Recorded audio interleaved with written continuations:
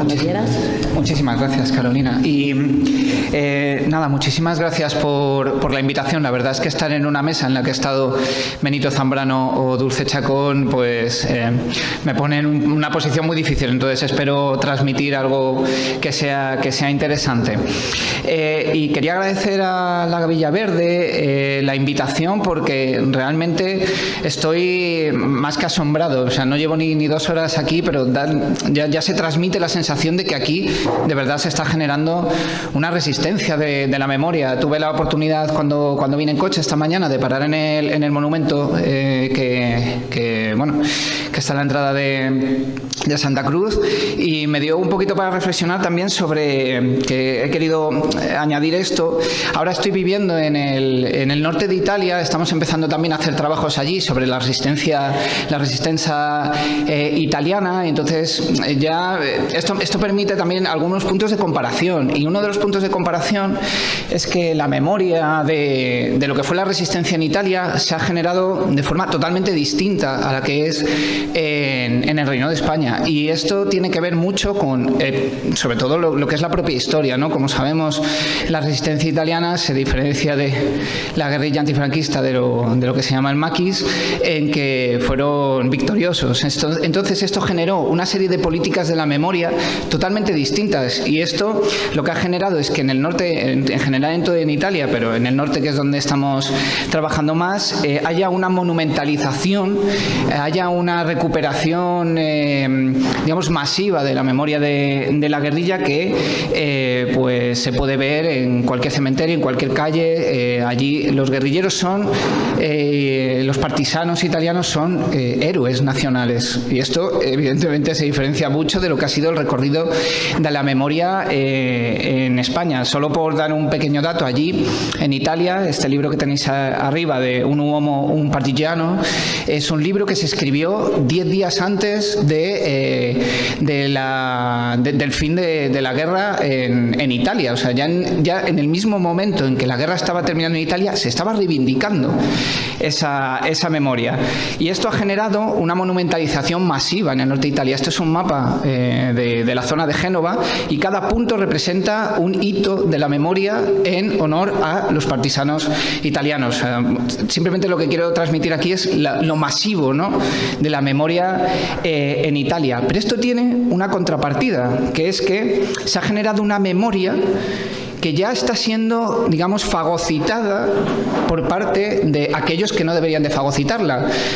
Supongo que sabréis quién es este personaje. Es Salvini, Matteo Salvini, que desgraciadamente es posible que vuelva a entrar en el gobierno de Italia, como sabemos, y él mismo ha conseguido fagocitar esa memoria de los partisanos, e incluso en algunos de sus discursos reivindica para su propio mensaje narrativo, para su propia política, a los partisanos. Y ese es ese lado oscuro que creo que debemos de tratar de evitar, precisamente con ejercicios de la memoria como los que se están haciendo aquí. Entonces, por eso quería de alguna manera también reivindicar esta resistencia de la memoria, porque como sabemos, en España las cosas sucedieron de forma muy distinta, y la memoria, tanto de la guerra civil como de lo que fue la resistencia antifranquista, fue fagocitada y fue secuestrada por una parte de la narrativa, y eso es lo que creo que jornadas como estas deberían y es lo que considero que están haciendo por solo lo que he podido ver, lo que se está haciendo ahora. Entonces, de alguna manera, este agradecimiento no solo por la invitación, sino por la labor que se está haciendo aquí, que considero, desde mi humilde opinión, desde luego que es fundamental. Y es un poco también lo que estamos haciendo con las excavaciones y con el trabajo que estamos realizando en torno a la guerrilla antifranquista en Galicia. Voy a hacer un pequeño matiz, luego voy a intentar ser lo más sintético posible para que haya preguntas, que es lo que me interesa, y luego las conversaciones más interesantes que se van a hacer con una cerveza delante. Pero sí que quería hacer un matiz, que es que yo no voy a hablar de maquis, porque consideramos que lo que estamos estudiando en Galicia no son maquis, porque es un fenómeno anterior. Entonces lo dejo caer aquí. Yo voy a hablar de guerrilla antifranquista, de resistencia antifranquista, pero no de maquis, porque considero que es otro fenómeno. Esto, bueno, es un matiz que podemos luego discutir. Creo que puede ser interesante. Y otra pequeña cuestión, ahí tenéis en esa mesa los objetos que hemos sacado de la última campaña de excavación. Todo eso son objetos que hemos excavado en campamentos de la guerrilla. Entonces, bueno, voy a hablar de algunos de ellos aquí, pero después voy a estar por allá y como supongo que tendremos un espacio, pues estaré ahí para explicar lo que queráis y para verlos e incluso tocarlos, aprovechar que se puede hacer eso, porque los tenemos que entregar en el museo y eso, o sea, tenemos la oportunidad de tenerlos aquí físicamente y eso no ocurrirá en el futuro. Bueno, ya entrando un poco en materia, las excavaciones y el trabajo que estamos haciendo en los montes de Casallo, que ahora ubicaré espacialmente para que sepáis un poco de dónde estoy, de qué zona estoy hablando, lo estamos haciendo a través de, como ha dicho Carolina, de esta asociación científica, ahora es una asociación científica, de este colectivo que se llama Sputnik Labrego y de un proyecto ahora europeo que es el que más o menos está financiando estos trabajos, junto con la labor de la Comunidad de Montes. No sé si estáis al tanto de este tipo de organizaciones, este tipo de instituciones, como son las comunidades de monte. En Galicia son muy importantes, son organizaciones que gestionan los montes, lo que se llama la propiedad de mano común, y allí tienen muchísima fuerza, muchísimo poder, tanto institucional como económico. Entonces son los que están financiando estos trabajos que voy a presentar aquí. Y el objetivo que tenemos con estos trabajos es, de alguna manera, estudiar el impacto que tuvieron estos movimientos guerrilleros en las poblaciones locales. Entonces, lo que nos interesa sobre todo es estudiar esta relación que hubo entre los movimientos guerrilleros, en este caso la guerrilla antifranquista, y las sociedades rurales de la zona, y cómo eso se ve a través de materiales como los que tenemos allí. No voy a hablar de esto, pero es tremendamente interesante, yo lo dejo para las preguntas o para las cervezas, que es que ahora el proyecto se está vinculando mucho con otra guerra que hubo dentro de la Segunda Guerra Mundial, que es muy desconocida, que es la guerra del wolframio, que fue una guerra que se gestó en los años 40 y que tuvo en estos espacios que estamos estudiando un impacto fortísimo. Esto que pueden ver ahí a la derecha y abajo es una mina, se llama la mina de Valborraz, es una mina de wolframio que fue gestionada directamente por los nazis durante la Segunda Guerra Mundial. Entonces ahora el proyecto está vinculado a eso, y lo digo porque hay una relación muy estrecha entre el wolframio y el desarrollo de la guerrilla en esta zona, pero no voy a poder centrarme en esta ponencia en esta guerra del wolframio. Y uno de los aspectos que estamos desarrollando con estos trabajos es la importancia que tiene la arqueología para estudiar la guerrilla. Hasta ahora, o hasta hace unos pocos años, los movimientos guerrilleros se estudiaban fundamentalmente a través de dos fuentes, las fuentes históricas y las fuentes orales.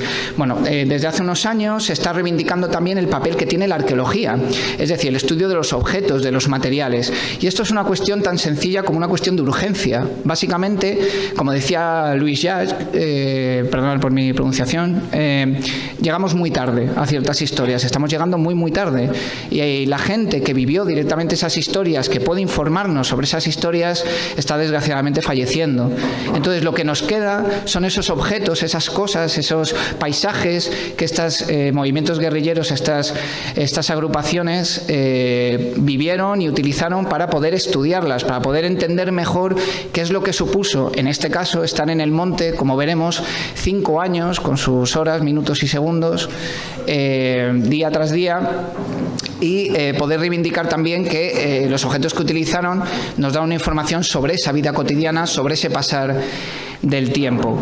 Entonces nuestro proyecto lo que hace es fundamentarse en toda esta construcción de la arqueología en función de otros proyectos, como es el de Alfredo González Ruibal, que está estudiando todos los paisajes de la guerra civil, y otros muchos que se están desarrollando, y nosotros lo que intentamos es trasladar todo esto al estudio de esta guerrilla, que voy a pasar a explicar. Un poco para ubicarnos geográficamente, de donde voy a hablar es de los montes de Casallo. Casallo es una aldea que se encuentra en la provincia actual de Ourense, se encuentra en la zona, digamos, de frontera entre León, Zamora y Galicia, y Portugal no queda muy lejos, y esto es fundamental para entender por qué esta ciudad de la selva, estos campamentos de la guerrilla se instalaron aquí. y, como podéis ver también, es un paisaje profundamente montañoso, y esto también es un elemento que, como veremos, es fundamental para entender por qué la guerrilla, en este caso, eligió este paisaje y no eligió otros. Poco para que veáis también cómo es la orografía actual y, sobre todo, entender lo que afectan los paisajes actuales a los paisajes del pasado. Estas manchas que se ven grises, que señalo ahí con el... ¿No se ve el ratón? Bueno, las manchas grises que veis en esa imagen son canteras de pizarra. La pizarra que utilizamos para los tejados, la pizarra que utilizamos para comer en los restaurantes de lujo. Bueno, pues que sepáis que un 90% proviene de los montes de Casallo. Es una de las mayores productoras de canterías de pizarra de toda Europa. Y esto lo que ha hecho es, entre otras cosas, dejar un paisaje muy afectado, y que también se ha llevado parte de estos campamentos que estamos estudiando. Y Casallo, y ahora comentaré un poquillo más sobre eso, digamos que está muy vinculado a esta extracción de la pizarra, de tal manera que los paisajes tradicionales se han abandonado, y esto hace que ahora sea mucho más difícil localizar estos campamentos de la guerrilla que estamos estudiando. Y bueno, también, como un dato importante, la altura a la que nos movemos es el sitio más alto de toda Galicia. Nos encontramos en las estribaciones de Peña Trevinca, se llama, que es la montaña más alta de Galicia, y son paisajes, como podemos ver en estas fotos, pues de valles muy escarpados, con arroyos muy encajados, que es donde se desarrollaron estos paisajes de la guerrilla, y tiene un sentido muy pragmático, y es que un paisaje de la guerrilla, un paisaje que llamamos de la resistencia, tiene que ser un paisaje también invisibilizado, ¿no?, para el resto de personas durante el momento del conflicto. Entonces, por eso elegían este tipo de, sobre todo los de arriba. Evidentemente los de abajo son zonas más despejadas para la ganadería actual y la tradicional. Entonces, esto explica por qué se instaló aquí esta ciudad de la selva.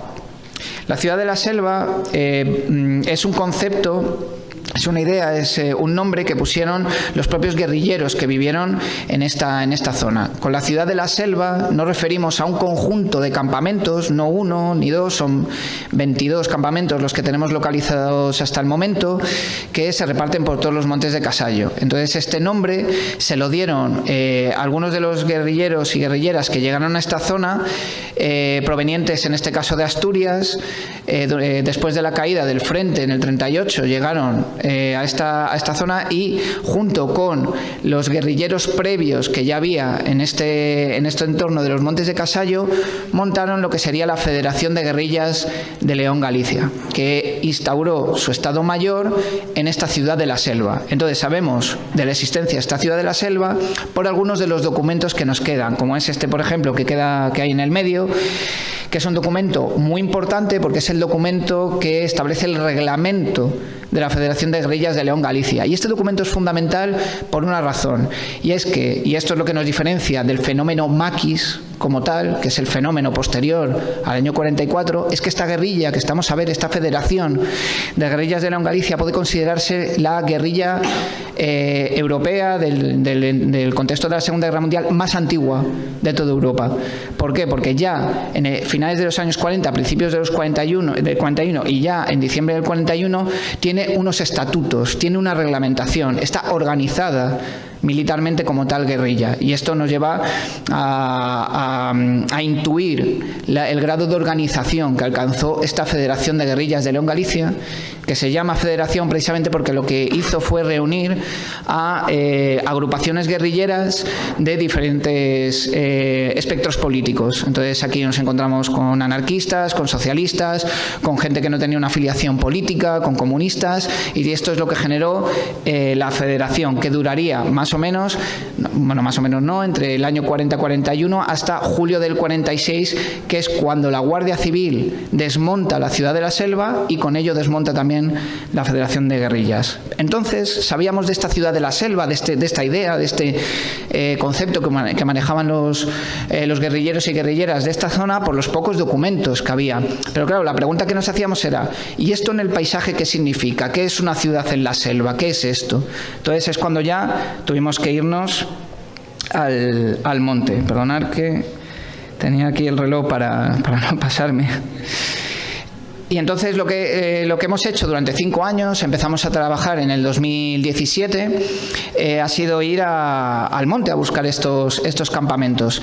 Y en esto ha sido fundamental, luego incidiré un poquito al final ya de la ponencia, ha sido fundamental la memoria local, porque como decía, estos paisajes están abandonados, están siendo explotados actualmente por una cantería muy agresiva como es la cantería de Pizarra, y lo único que nos queda es la poca memoria de la gente de Casallo que vivió estos hechos. Entonces, básicamente nuestra metodología consistía en hablar con la gente mayor, llevarla al monte a donde pudiera llegar, porque evidentemente acceder a estos sitios es muy complicado. Para que os hagan una idea, tenemos que ir 1 hora y media en todo terreno y después 2 horas andando para llegar a cada uno de estos campamentos.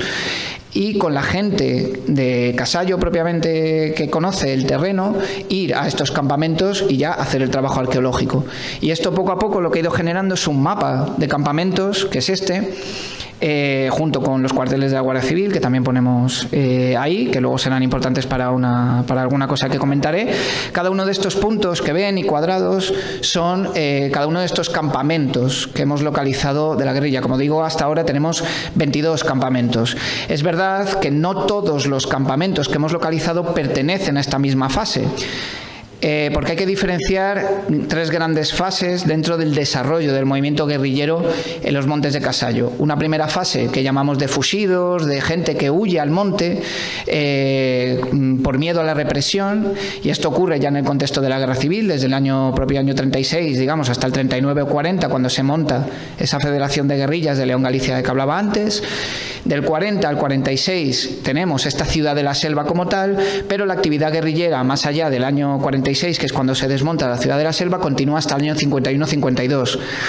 Con gente que ahora no sé si saben que está Kiko, que es un guerrillero muy mítico también de esta zona, acaba de presentar un libro y él habla en este libro de esa fase última de la guerrilla a partir del año 46, que ya es una fase de decadencia, ya es una fase de menor organización. En cualquier caso, estos campamentos, digamos que la mayoría sí que pertenecerían a esa ciudad de la selva. ¿Y qué es la ciudad de la selva a nivel material? ¿Qué significa? Bueno, pues aquí vamos a empezar un poco a describir lo que son los propios campamentos. Como digo, la primera fase es esa fase de fugidos, en la cual lo que hacían fundamentalmente los guerrilleros y guerrilleras eran 2 cosas. Por un lado, reutilizar estructuras y edificios de los pastores, como este que tenemos aquí, que es un chozo, no sé si lo ven bien, es una estructura, ahí arriba se ve un poquito mal, luego se verá mejor en otras construcciones, pero bueno, créanme, háganme caso, ahí hay unos muros de piedra ya desmontados que están dentro de este bosque impresionante de esta zona de Casallo que se llama el Teixedal, que es un bosque de tejos muy importante en Europa porque tiene macho y hembra. Se conservan cerca de 400 y pico tejos. Es un bosque que apetece ir porque parece que entras en la Tierra Media, parece que va a salir un sátiro o cualquier bicho mitológico cuando entras allí. Y tuvimos la oportunidad de excavar este chozo y lo que encontramos, pues bueno, pues es materiales como los que tienen allí. Esto de aquí abajo, no sé si lo reconocen, es un peine de fusil Mauser. En este caso es un peine de fusil Mauser que viene de México. Esto también es interesante por las vinculaciones de la guerrilla en Galicia con otros entornos, en este caso con México, que concretamente con México sí que tuvo bastante vinculación. Pero en cualquier caso son estructuras vinculadas a esta primera fase de gente que huye al monte, que huye a estos bosques para refugiarse de la represión. Y otro elemento que utilizan mucho, pero esto es algo generalizado, no de esta zona, sino de todo el fenómeno guerrillero en la península ibérica, que es la reutilización de cuevas. En este caso excavamos esta pequeña, allí llaman pala, en gallego se dice pala, estos pequeños abrigos, y ahí excavamos un abrigo que estaba ocupado, que fue ocupado por la guerrilla, y lo que encontramos, por ejemplo, fue magnífico, esto es una pieza que a mí me fascina, que es una linterna.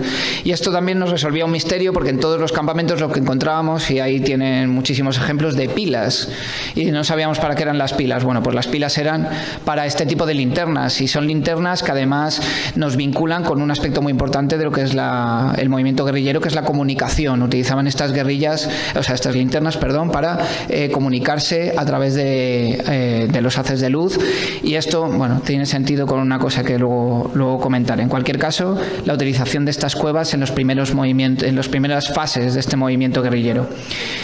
Y como digo, a partir del año 41 se monta esta federación de guerrillas y entonces ya empiezan a ocupar de forma masiva estos valles con estos campamentos conformados por estructuras como la que vemos ahí abajo. Básicamente son chozos, son casas de piedra con lousa lo que llaman lousa, con un tejado de pizarra, que es lo que abunda allí. Y lo que le diferencia en este caso de las estructuras de los chozos de pastores es su ubicación, porque este tipo de campamentos están ubicados en zonas que no tienen sentido para un pastor, están escondidas, en zonas de mucha pendiente, tienen que hacer un esfuerzo muy grande. Este chozo que vemos aquí tuvieron que recortar 2 metros de pendiente para poder instalar los propios muros, y ahí arriba lo que vemos es la distribución de las propias estructuras dentro de este entorno. Como digo, encontramos 22 campamentos y los nombramos a través de la toponimia local. Utilizamos las formas de denominar estos entornos de la población local, de Casallo, y nosotros llamamos a los campamentos así. En este caso hablamos del campamento que llamamos de Morteiras, que es el campamento más importante, y es el más importante porque localizamos un total de 13 estructuras en el mismo entorno, y no solo un número muy grande. Bueno, Morteiras sería eso que ven allí arriba, ese sería el pico de Morteiras. Ven este tipo de valles, insisto, sitios en los cuales no tiene sentido establecer estructuras ganaderas. Y lo que destaca de este campamento es que cada edificio cumplía una función distinta. Entonces tenemos, por ejemplo, este chozo que tuvimos la oportunidad de excavar en la primera campaña, que es un almacén. Es un almacén y también funcionó como cocina de los guerrilleros. Eso que ven a su derecha es un mapa de la distribución de los objetos que fuimos encontrando. Estos mapas son fundamentales. Nosotros lo que hacemos es excavar toda la estructura de arriba abajo, despacio, eliminando poco a poco la tierra para poder documentar cada objeto en su sitio, porque esto nos da información de qué funciones y qué cosas hacían dentro de las estructuras. Gracias a esto sabemos que esto fue un almacén. Luego enseñaré algunos de los objetos que encontramos aquí. Pero también tenemos otro tipo de estructuras, como es esta que tienen a la izquierda, que es una estructura de habitaciones donde dormían. Sabemos que dormían además en sacos rellenos de lecho, allí lo llaman fento. Y bueno, encontramos ahí también una botella entera de anís, que esto es algo muy, muy, muy común en los campamentos guerrilleros, encontrar alcohol. También hay que entender, luego hablaré un poquito más de esto, de nuevo, la idea de que esta gente tenía que pasar minuto a minuto durante 5 años en unos montes que puedo asegurar que hace mucho frío en invierno.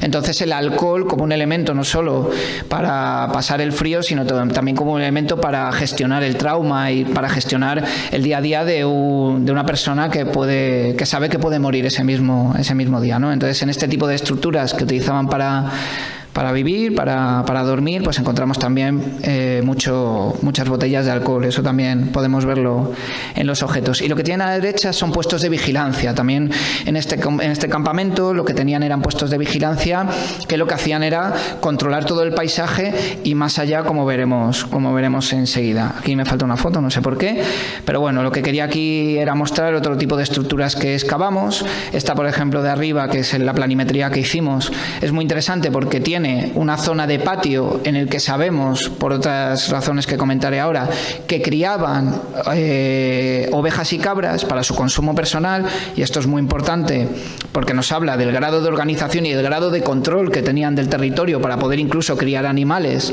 en los propios campamentos. O ese de ahí abajo, que es un chozo que excavamos y del que proviene todos esos objetos que hay ahí, que se llama, la toponimia local es Burgozos, es el campamento se llama así, de Burgozos.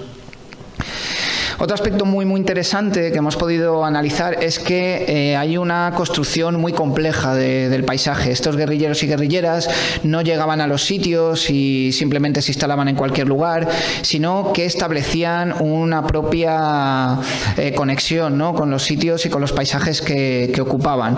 Esto lo hemos podido ver porque básicamente en cada uno de los campamentos había hitos del paisaje al lado. Por ejemplo, tenemos árboles muy muy antiguos, tenemos zonas con cascadas, tenemos eso de ahí a la izquierda, se ve muy mal, pero básicamente es una piedra que sabemos por la información oral que los guerrilleros y guerrilleras utilizaban para comunicarse. Entonces, en esta piedra, cuando querían pasar por este camino, esto está a la vera de un camino, ponían un palo, y si el palo estaba en una dirección determinada, eso significaba que la Guardia Civil estaba en el pueblo y no podían pasar. En cambio, si estaba en la otra dirección, el palo, eso es que podían pasar. Entonces, lo que interpretamos aquí es que estos guerrilleros y guerrilleras instalaban estos campamentos en sitios específicos que también les servían para comunicarse con el exterior, y porque sabemos que también servían como punto de conexión, por ejemplo, para ir a Portugal, porque, como dije antes, está en la zona de frontera. Entonces, también esto implica comunicación con el exterior. Entonces, estos campamentos se tenían que instalar en sitios que estaban invisibilizados, que fueran difíciles de localizar, pero al mismo tiempo que fuera posible localizarlos para la gente que venía de fuera. Entonces, el instalarse al lado de una cascada, de un árbol, lo que permitía era esta comunicación.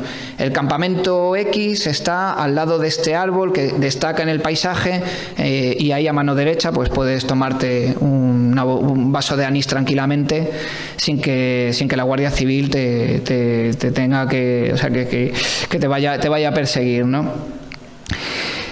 Y también es muy interesante otro aspecto que estamos estudiando, como decía, que es la conexión con las comunidades locales. En esta ciudad de la Selva no solo había guerrilleros, como dije, que venían del frente de Asturias, no había agrupaciones guerrilleras de la zona. En esta ciudad de la Selva estuvo, por ejemplo, el conocido guerrillero Manuel Girón, estuvo en esta zona, y además sabemos exactamente en qué estructuras estuvo y hemos podido excavarlas también, sino que había gente del propio Casallo incluida en la guerrilla, y esto implicaba que hubiera una comunicación muy profunda entre estas comunidades locales y la guerrilla. Y esto lo vemos, por ejemplo, en que las estructuras construidas por la guerrilla en esta ciudad de la Selva son exactamente iguales que las que hay en el pueblo de Casallo. Y esto lo sabemos, por ejemplo, excavando esta estructura de la izquierda.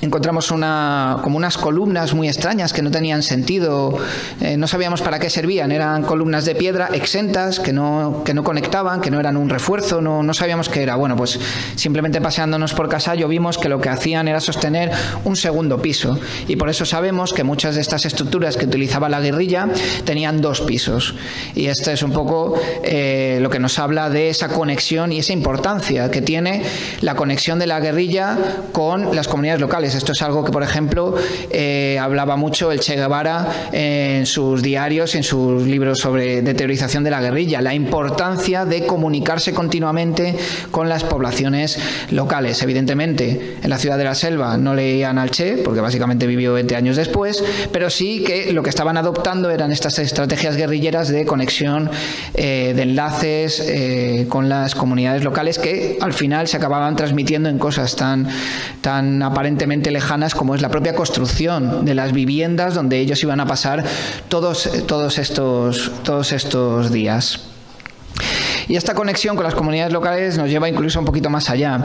Hay un documental muy interesante que se llama La isla de Chelo. Chelo fue una guerrillera que estuvo en estos montes de Casallo, y en una parte de ese documental Chelo comenta esto, que un día se fue con su pareja a un chozo, que era muy difícil acceder, etcétera, etcétera. Bueno, pues gracias a esta descripción nosotros hemos podido localizar exactamente el sitio donde estuvo Chelo con su pareja en esta zona de los montes de Casallo, en esta zona de la ciudad de la Selva. Entonces, de nuevo, también esa emoción, ¿no? Ese interés que tiene la conexión entre la materialidad, entre los objetos, entre las construcciones y la memoria, ¿no?, que queda de esos eventos traumáticos, en este caso los desarrollados entre los años 41 y 46. Antes comentaba que la instalación de estos campamentos no era casual, no era vamos a este sitio, nos gusta porque hay una cascada o nos gusta porque hay un árbol, sino que había toda una idea detrás. Esto que ven arriba, de colorines, son unos análisis que hacemos con el ordenador, básicamente con todos los puntos que tenemos de los campamentos. Lo que hacen esos colores es decirnos lo que veían desde cada campamento, ¿vale? Entonces, lo que hemos podido ver con eso, lo que hemos podido saber, es que los campamentos se comunicaban entre sí. Esto ahora mismo no lo puedes ver porque el monte está muy a monte, como dicen en Galicia, pero en el ordenador sí. Y el ordenador lo que nos viene a decir es que cada uno de estos campamentos se comunicaba con el siguiente. Entonces se establecía una red de campamentos en los cuales ya tenía sentido las linternas, ya tenía sentido los sistemas de comunicación. Pero hay otra cosa más, y es que lo que hicimos fue hacer este mismo tipo de análisis desde los cuarteles de la Guardia Civil que había alrededor. Y lo interesante es que los cuarteles de la Guardia Civil también podían ver estos campamentos. Y de hecho, cuando estamos en Casallo se pueden ver la zona donde están los campamentos, y si tuviera unos prismáticos y supiera dónde están, y esta gente más o menos sabía dónde están, se podía ver. ¿Qué significa esto? Significa que ni siquiera la Guardia Civil ni el sistema de represión franquista en estos momentos se atrevía a entrar en este sitio porque estaba plenamente controlada por los guerrilleros y guerrilleras. Cuenta la leyenda que la ciudad de la Selva era el único sitio donde ondeaba la tricolor durante los años de la posguerra. Y esto es una leyenda que yo me creo por este tipo de cosas, porque realmente había un control de este espacio tan grande que ni siquiera la Guardia Civil, hasta julio del 46, que es cuando pudo reunir a todo un batallón y sabía ya exactamente dónde estaban los guerrilleros y guerrilleras, como comentaré un poquito ahora mismo. Lo que nos lleva a decir que este es el último frente de la guerra civil, que la guerra civil no termina en el 39, sino que los Montes de Casallo termina en julio del 46. Voy a pasar muy rápidamente por esta parte, porque ya no quiero hablar mucho más para que haya debate, para que haya turno de preguntas y para poder mostrar los objetos, que lo que voy a enseñar, o sea, lo que voy a comentar aquí son un par de cosas de lo que hemos excavado.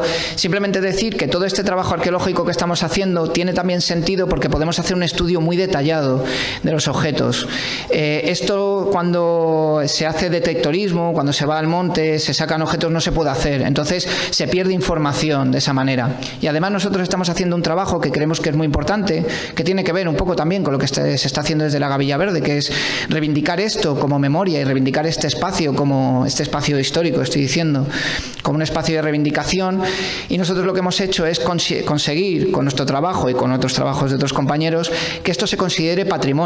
Es decir, que la propia administración pública tenga que darle un valor a estos entornos como es la ciudad de la Selva. Y esto solo podemos hacerlo si trabajamos, digamos, con la metodología arqueológica de estudiar cada objeto, de meterlos en bolsas, y esos objetos van a acabar en el Museo de Ourense, que nosotros lo que queremos es ahora reivindicar un museo de la guerrilla para Casallo. Esto solo se puede hacer si haces todo ese trabajo. Y es un poco lo que quería también reivindicar aquí.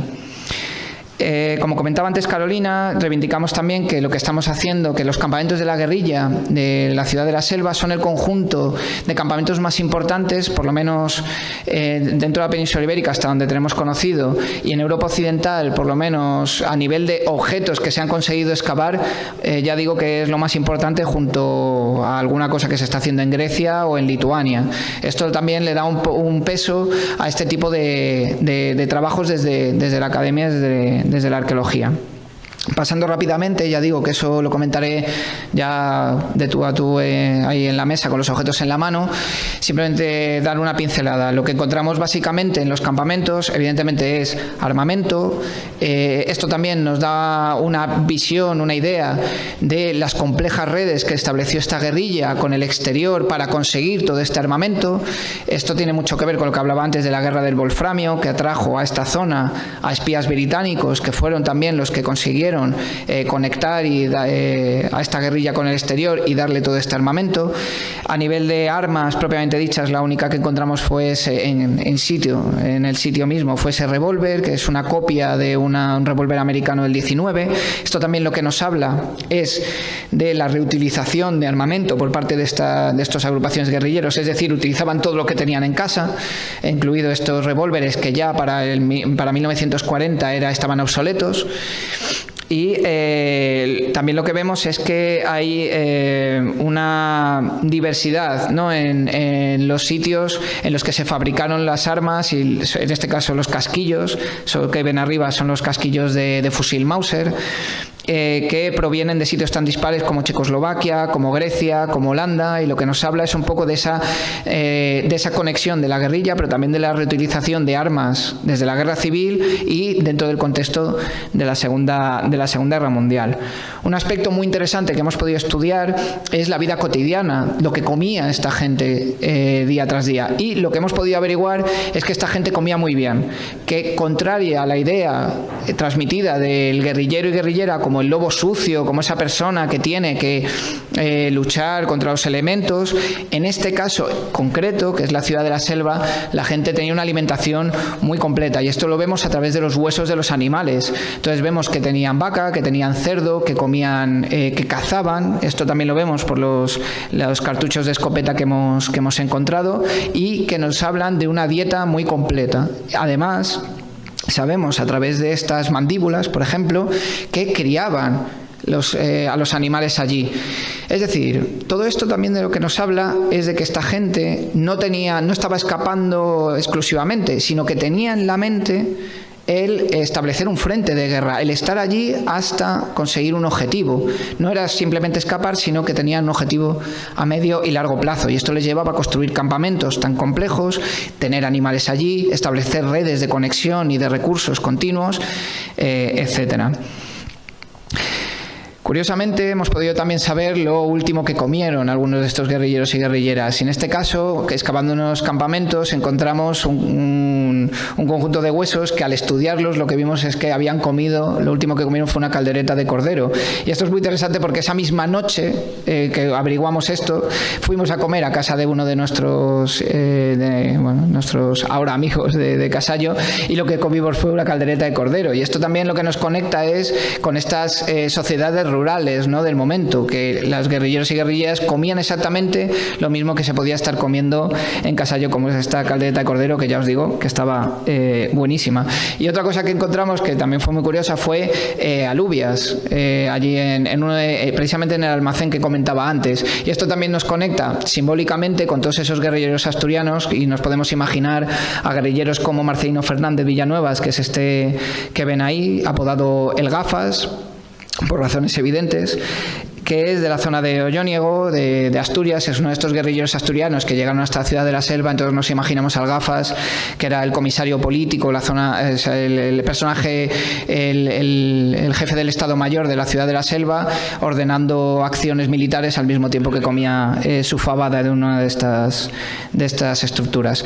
Otro elemento que nos encontramos muy curioso, y que tenemos un ejemplo ahí, es pasta de dientes. Y esto es muy interesante porque la pasta de dientes, por lo menos en el rural gallego de los años 40, no era muy común, y esto significa, interpretamos dos cosas. La primera es que tenían una higiene muy organizada, y esto nos vuelve a hablar del grado de organización militar que tenía esta guerrilla, esta Federación de Guerrillas de León Galicia, que hasta la higiene la tenían regulada. Y lo segundo es un aspecto muy interesante que a nosotros nos interesa mucho, es cómo la guerrilla introdujo ciertos objetos a estas comunidades rurales que venían de fuera, porque la pasta de dientes entendemos que en los años 40 no era muy común, la higiene bucal a través de pasta de dientes industrial, quiero decir, había higiene bucal, evidentemente, pero a través de otros elementos, y es la guerrilla la que entendemos que estaba introduciendo estos objetos en el marco rural. Y un objeto también que muy interesante es aquel de ahí arriba, que es un bote de crema de manos marca Nievina, y es muy interesante porque nos vincula con otro aspecto, que es el papel de la mujer dentro de la guerrilla,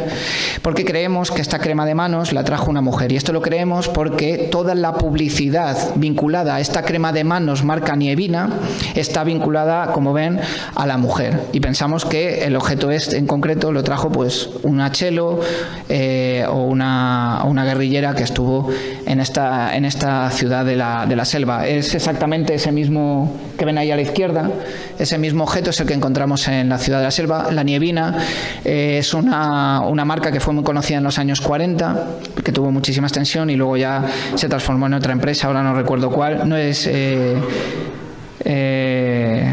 ¿Cuál es la? Nivea, no es Nivea, que esto nos lo dice mucho, no es Nivea, es otra marca, pero bueno, ya Nievina como tal en esta ha desaparecido. Pero bueno, hemos encontrado otras como es marca Perborol, que hay un anuncio muy simpático de los años 50 también de la pasta de dientes Perborol, que era algo así como: no se puede ser más español que utilizar Perborol o algo así. Y la verdad es que estos estudios de la publicidad franquista, la verdad es que son también una delicia.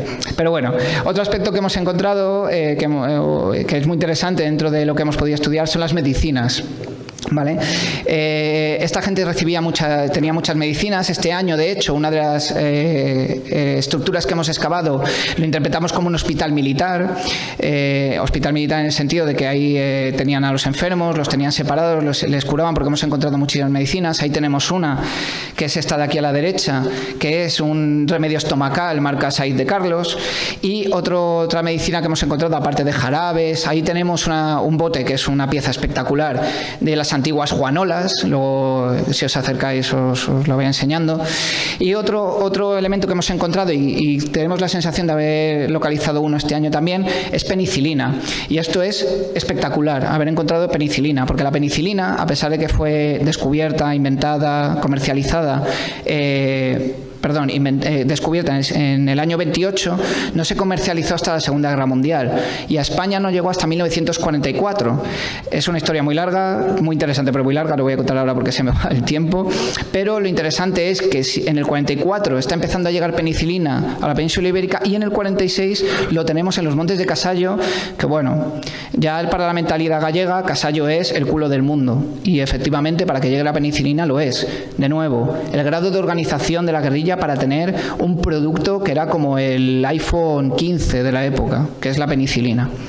Y encontrarla allí, este es el hospital militar, es una estructura muy sencilla, pero tenemos informaciones también de que curaban a la gente, vamos, que no es porque hayamos solo encontrado medicina, sino porque tenemos información oral.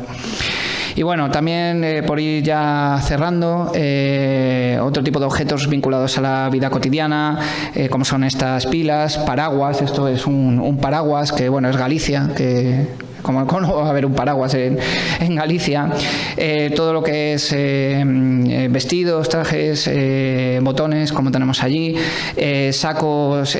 Tuvimos la suerte, entre comillas, ahora diré por qué suerte, entre comillas, de encontrar un saco donde pensamos que dormían, etcétera. Es decir, de nuevo, todos estos objetos que nos hablan de una parte de la historia de la guerrilla que es muy difícil que nos hablen otras fuentes, que es ese día a día, ese pasar de las horas en los montes. Y de nuevo, este pasar de las horas que nos vincula también a la necesidad de matar el tiempo. Entonces no tenían sudokus y lo que tenían que hacer era otro tipo de actividades, como era básicamente o beber o escribir también. Entonces, bueno, tenemos muchas historias. Luego, si les interesa justo este aspecto, tenemos este año encontramos la punta de una pluma y también lápices, que lo que nos vinculan es también a esa actividad de escribir, de comunicarse con el exterior, que es algo muy humano, pero que muchas veces se nos olvida dentro de este contexto de la épica guerrillera. Y ya para ir terminando, decir, bueno, la ciudad de la Selva, como dije, se desarrolló entre el año 41 y el 46. En el 46 se desarrollaron 2 congresos dentro de la estructura de la Federación de Guerrillas de León Galicia, y en el contexto de uno de estos congresos es cuando la Guardia Civil realizó 3 ataques distintos y ya desvincularon y desmantelaron la ciudad de la Selva. Y esto lo sabemos a través de varias fuentes que nos vinculan, que nos dan diversas perspectivas, ¿no? Y que también esto nos habla de cómo el franquismo tergiversó muchas veces esta memoria y la convirtió en una memoria de bandoleros, de delincuentes, y cómo deshumanizaron, ¿no?, a esta gente, que en el fondo cualquier dictadura, cualquier sistema autoritario lo que hace es deshumanizar al enemigo de tal manera que su muerte no produzca tanto problema, ¿no? Entonces esto también lo hemos visto a nivel material. Estos campamentos, cuando fueron desmontados, lo que hizo la Guardia Civil fue evidentemente expoliar lo que les interesaba y quemarlos. Y esto es muy interesante porque se produce un fenómeno tipo, no sé si conocen lo que es la damnatio memoria, que utilizaban los romanos, pero viene del antiguo Egipto, que es cuando no nos gustaba un gobernante, directamente borrarlo de la memoria, borrar todo el rastro de ello. Y esto es un poco lo que creemos que estaban haciendo, quemando estos campamentos, una damnatio memoria de esa resistencia tan fuerte que hubo en los Montes de Casallo hasta el año 46. Y otra historia que nos vincula también, o sea, nos habla de esta obsesión que tuvo el franquismo de eliminar la guerrilla como un elemento político, que era un frente de guerra como tal, es esta historia, ¿no? Y con eso casi voy a terminar, porque un apunte más y ya prometo que termino. En este ataque del 46 murieron 2 guerrilleros, Arcadio Ríos y otro se llama Elvira Cuadrado. Estos son los mató la Guardia Civil. Entonces lo que tenemos es el registro, el texto que hay arriba es el registro que hizo la Guardia Civil y el abajo es el testimonio de su hermano, que estaba también allí cuando mataron a Arcadio Ríos, en este caso César Ríos. Bueno, pues evidentemente el relato de la Guardia Civil es frío, burocrático, matamos a 2 bandoleros. ¿Cuál es el relato del hermano de Arcadio Ríos? Bueno, pues lo que te cuenta es que cuando vio que mataron a su hermano, él, de forma muy épica y heroica, debió de acercarse entre balas de Mauser y de pistola de 9 milímetros y dejar una nota al lado de su hermano. Entonces, en este libro, que es de un periodista gallego que los llevó a esta zona unos años después, César reúne a 3 guerrilleros y César dice, le preguntaron, ¿y qué ponía en esa nota? Y César dijo, bueno, en la nota ponía: Arcadio Ríos, respeten su cadáver, que es el de un guerrillero honrado que a través de la historia honra a nuestra patria. Y esto es un poco también lo que decía de cómo los relatos se pueden tergiversar y los relatos nos hablan de aspectos tan diversos como es la humanidad y el día a día en este caso de la guerrilla de los Montes de Casallo y el relato que estableció el franquismo sobre este tipo de movimientos. Y nada, simplemente terminar con una idea que es la necesidad en nuestro caso de contar con la comunidad para realizar nuestros trabajos y que sin ellos ni ellas no sería imposible hacer esto. Y de nuevo volver a traer a Luis Llach y decir que estamos llegando muy tarde y que es gracias a esta gente a la que podemos la base desde la cual podemos hacer nuestros trabajos y aportar a estos ejercicios de resistencia como es el que está haciendo la Gavilla Verde aquí y lo que representa este monumento y lo que representan estas jornadas. Con esto ya termino. Muchísimas gracias.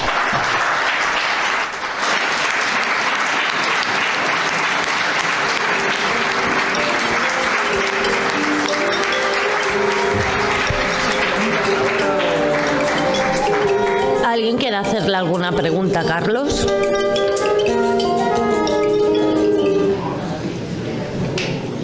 Entonces damos... Sí. ¿Qué impacto tuvo contra el franquismo la lucha de los guerrilleros? ¿Qué impacto tuvo contra el franquismo esta guerrilla en concreto? Bueno, el hecho de que, a ver, seamos realistas, la historia sabemos cuál es el final y el impacto que tuvo a largo plazo fue escaso en el sentido de que no cumplieron los objetivos que estos tenían. Tenemos una entrevista grabada a Marcelino Fernández Villanueva en los años 80 y él decía que claramente ellos lo que querían era acabar con el fascismo, o sea, era una guerrilla autodeclarada antifascista y antifranquista, es decir, su objetivo era acabar con el franquismo. Evidentemente esto no lo consiguieron.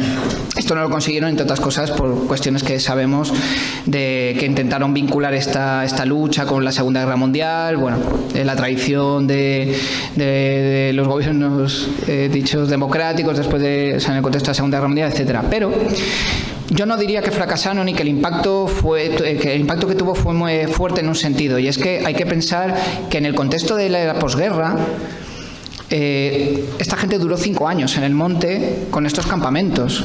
Eso yo creo que ya es una victoria en sí misma, en el sentido de que lograron establecer una organización que además permeó no solo por los Montes de Casallo, sino por todo el norte peninsular, que permitió una resistencia de toda esta gente durante 5 años.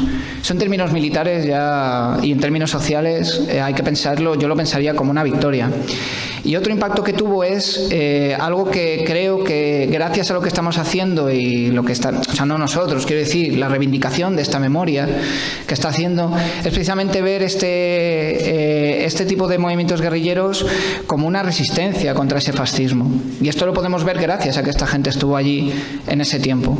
Entonces es una respuesta contradictoria, pero creo que equilibrada, en el sentido de que evidentemente no consiguieron sus objetivos, pero a largo plazo ganaron.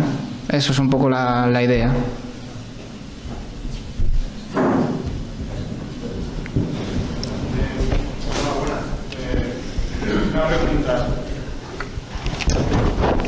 Una pregunta.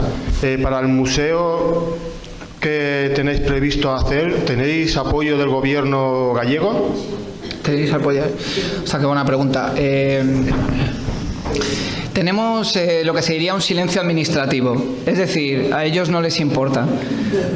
A quien les importa, y para quien de verdad esto es importante y para nosotros a quien debe importar, es a la comunidad de Casallo, en este caso, a la comunidad local, y son ellos los que están detrás de todo esto.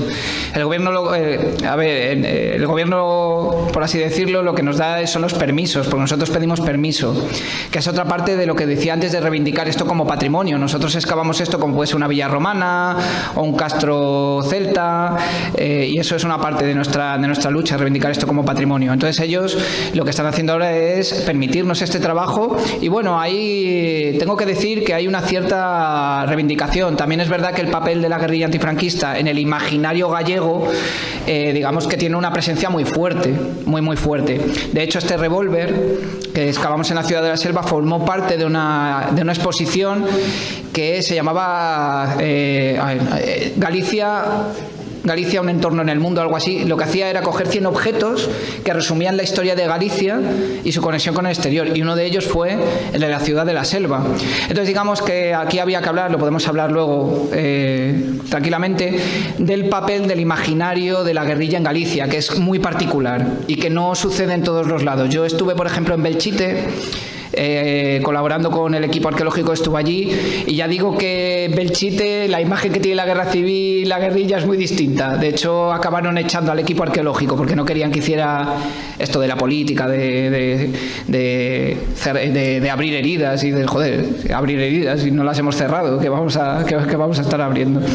En fin, entonces habría que hablar de este tema, que es el imaginario del guerrillero en Galicia, que es algo muy particular. Entonces, incluso allí, gente, por ejemplo, bueno, ahí tenemos el póster del documental que hemos estrenado, y la gente de derechas de allí, del PP y tal, están encantados con el documental, en el sentido de que hasta la propia derecha gallega muchas veces se reivindica en esa figura de la guerrilla, básicamente porque allí el impacto que tuvo la guerrilla y los movimientos guerrilleros con los que estamos estudiando en las familias fue muy fuerte y afectó a prácticamente todo el mundo de una manera muy negativa. Entonces, digamos que el guerrillero y guerrillera tienen una visión muy positiva. Entonces eso nos ayuda también a que no, salvo el típico falangista y fascista de allí, que bueno, estáis haciendo cosas de tal, comunistas y cosas así, en general tenemos bastante buena prensa.